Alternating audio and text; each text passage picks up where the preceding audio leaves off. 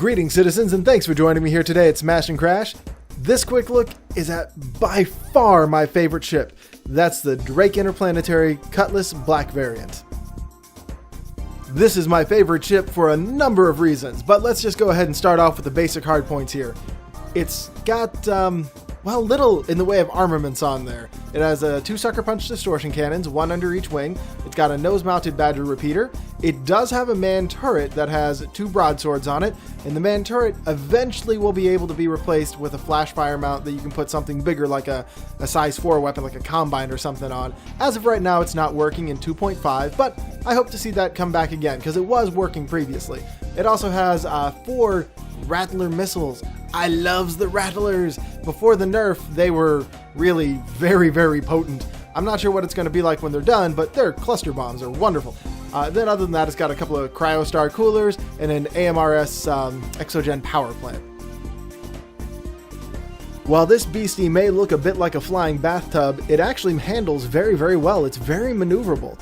If you look at the engines, you can see that they're all kind of gimbal mounted. None of them are really fixed mounts, and a lot of the maneuvering thrusters have thrusters on top and bottom. So this thing can spin, it can shuck, it can jive, it can loop.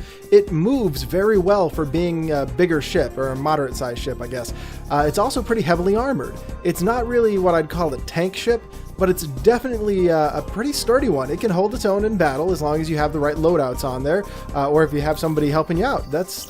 It's a great all-round utility ship. Let's go ahead and take a look at the inside here. A couple of the features that aren't quite here and fully functional yet.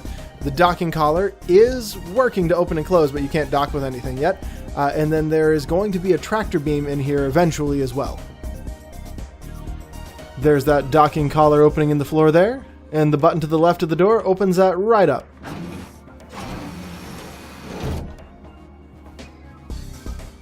Let's close this thing back up so I don't fall out again. And by again, I mean I do this all the time.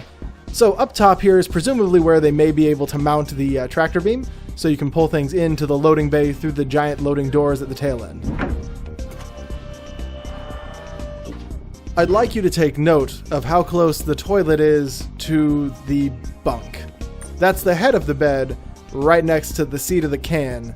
I'm a little disgusted by it, but lucky for me, I'm not really going to be sleeping there, nor any of us. But it's still a little bit gross to think about. I don't want anybody doing that close to my pillow. So, there's 2 bunks in here, both with cargo netting, so hey, great, you won't fall out of your bed. There's 2 bunks, 2 jump seats, and a toilet, plus a seat behind the pilot chair. So you can haul quite a few people in here that are actually sitting and not just freestanding and potentially clipping through the walls, because that's not nearly as bad as it used to be, but it has happened. So as you can see, it's a pretty decently open space. It's got some good room for cargo. It doesn't have a huge cargo capacity though, but you know, it's a good size ship. Very utilitarian. I'm a big fan. This is my favorite ship because of its all-round functionality, the different things you can do, the number of people you can haul, the cargo you can carry, plus the weapon loadouts you can switch up on this thing. That was one of the 2 jump seats, as well as just looking up the turret. Just hit the button and here it comes to bring me up to the big guns. I really do like swapping out the loadouts on these 2 because I find repeaters to be fairly intimidating if you're just trying to scare off smaller ships. But sometimes you need a heavier hitting weapon up here, and I like to swap the turret out for like a combine or the Revenant because those will definitely make a statement. Dropping down to check out the cockpit now. Oh, third person view. I forgot that gets a little buggy in the ships and didn't switch out of it in time. There we go. Almost launched me out of the ship again. Alright, so the top right button opens up the doors. There's one just inside the door that closes it up and kind of blocks off the cockpit. Not much though, because that door doesn't secure, so, you know, pirates get in, you're still stuck there. You have an emergency exit hatch on the left side here. Or you can just use it for maintenance. It's not really necessary to be an emergency. I like the animation of that door too. So you can hop out there, hop on the wings, take a look outside. Let's go ahead and do that now. There we go. So you can get up here to do maintenance. Oh, and there's the decal. I love the teeth in the eye there. It's a big gray shark. So you can come up here to get an easier access to swap out your loadouts and that sort of thing. Unfortunately, at this moment, there's no way to swap out that turret. Once again, like I mentioned earlier, there's not even a hard point.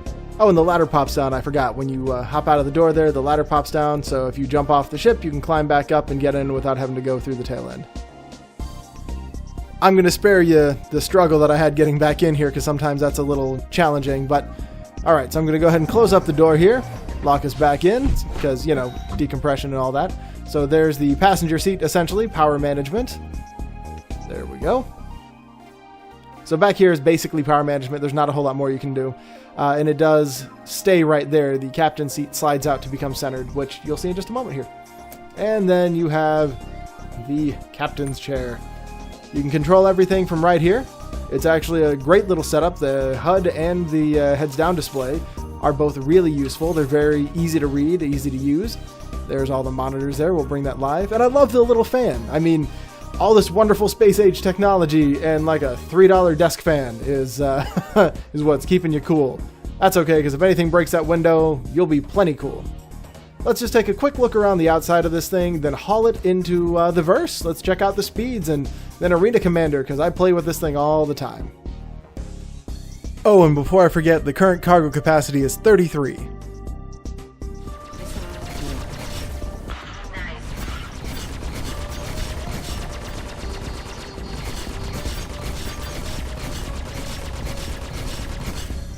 Forgive the less than pro combat and handling here, but I really wanted to show you that it does maneuver pretty well. Now, the verse works equally well for doing this, but I like Arena Commander because it's easier to control and a lot faster to find somebody that you want to shoot down.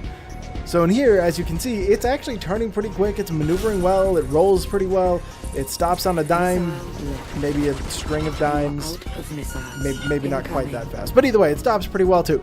So the ship is strong enough with its weapons to be able to hold its own against smaller ships for the default loadouts.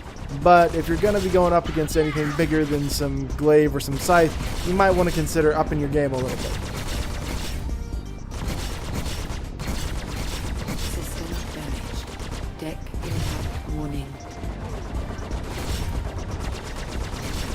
I wouldn't call its maneuvering slow or sluggish, but it does take a second to respond. It's just a big ship. It does move a lot faster than you'd expect for something of this size, and it certainly maneuvers better than the bigger ones like the Constellations or the Starfarers. As you can see here, its weapons do take a while, even if you're not as crap aim as I am. Its weapons do take a while to take down some of these ships. The Sucker Punch distortion cannons aren't the strongest things in the world, nor is the repeater on the front, but again, you can move those loadouts whenever you want. This ship itself is really handy. It's great to be able to fly in somewhere, open up the back, don't even have to land, and have somebody who needs rescue just come and run in real quick and get on out of there. It's helped me out dozens of times. Like I said, the Cutlass isn't the fastest of all the ships, but here's the speeds for you anyway. Now, these were current as of about, I don't know, a couple hours ago. 200 meters per second in space combat mode, boosting up to 275 and cruising at 580. This is totally different in 2.6, so my apologies, but because of that, we're going to go jump into 2.6 where I just took a look at this. So, the situation I find myself in is that 2.6 was just released, like while I was working on this I got the email. I knew it was in the PTU, but that moved quick.